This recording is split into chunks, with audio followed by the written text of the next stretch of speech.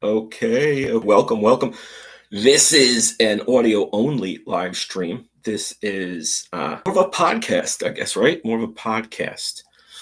And I'm not going to do many, but computer's kind of wonky. The lighting's wonky. So I figured, right? What the hell? Let's do audio only. Like back in the day, I used to do Blog Talk Radio, and then I used to do Substack. Still am, but much more focused on YouTube. All right, so the topic at hand is Star Wars. Is it dead? Excuse me. Is it dead? Is it dying? Is it on life support? Is it kaput? Is it over? Is it a Jedi mind trick? There's a good angle, right? Is Disney Plus Star Wars? And I should, of course, make the distinction. The classic movies and even shows George Lucas gave us, the trilogy, the prequels, the animated shows, the computer Clone Wars and such. Those are all classics and still very popular. But the Disney Plus stuff, it seems to me that it's saturated right now. I've enjoyed it. I have liked a lot of it, actually. It's quality stuff, but it seems to be sort of oversaturated. Now, the one, of course, everyone's kind of talking about, but then many people say are not talking about as much is Ahsoka. And I haven't seen any of it, and I heard it's pretty good. But there was a controversy about 2 weeks back where I guess Lucasfilm, Disney released, streaming ratings, which they really normally don't do. It's pretty rare, certainly in the modern landscape. We're used to as older veteran TV watchers of the Nielsen ratings for years. And if you had a big Nielsen, rating, you were, say, top 10, top 20. And today with streaming, I guess it is a little harder in certain ways, they claim, but I would imagine it's a little easier too.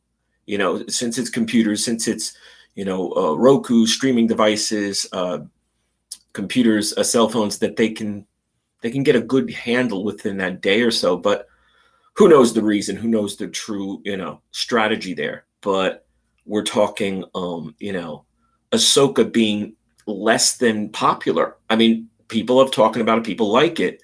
But then I've heard the ratings were pretty dismal. And that's why I guess Lucasfilm Disney said, hey, no, there's like 14 million people watching or have watched. And it's an interesting, I guess, sort of, calculus as how they come to those numbers. So, I just want to go, as a science fiction fan, as a sci-fi guy, I want to see good continued sci-fi. That said, even Star Trek, even Marvel, DC, all these sort of franchises seem to be kind of just churning out, maybe not complete recyclables, recycling, but they keep on giving us the same characters, say older in the future or whatever. Picard season 3. Now we're going to get, I guess, what is it? Marvel's up to phase, is it 4 or 5? And, it's just crazy. But in terms of Disney Plus and Star Wars, I think, right now I had a factoid here. It says, all of the released and announced live action shows are being released on Disney Plus. 5 TV shows make up the Star Wars live action franchise: Mandalorian, Book of Boba Fett, Obi-Wan Kenobi, Andor, and Ahsoka. All in total amount to 53 episodes across 7 seasons of TV. And I've seen a bit of all of them. I liked Andor. I watched about 3 or 4 episodes, and I watched most of Obi-Wan. So, and they're quality. But then, you're watching and you're like, is this like all they've got for us? I mean, that's what goes through my mind anyway. Is this all, we're just going to keep talking about the same characters? I mean, granted, they're younger, say like Ian McGregor as Obi-Wan, and, seeing, I guess, Hayden Christensen again, de-aging a bit, as Anakin, and is kind of fun, but it just seems like they just keep going through the same, steps and paces, and not, coming out with new stuff. Like even Strange New Worlds, like I do enjoy it. I think it's probably the best of the new Trek, the Paramount plus Trek, the PP Trek, as I call it. It is, but I say to my friends and all, it's Star Trek, meaning you've got, Pike and Spock and now Kirk and now Scotty was just introduced, so it's Star Trek again. And is that bad? Not really. It's not bad, but it is Star Trek again. Classic. Whereas, let's see another, future show. Next Gen, Deep Space Nine, Voyager. It just kept going into the future. Then we hit the big stop with Enterprise, with Star Trek Enterprise, and then Discovery, and then Strange New Worlds. We keep doing prequels. We keep going back. It's interesting. About, I guess, 4 or 5 years ago or so, just when Discovery, maybe 6 now, time flies.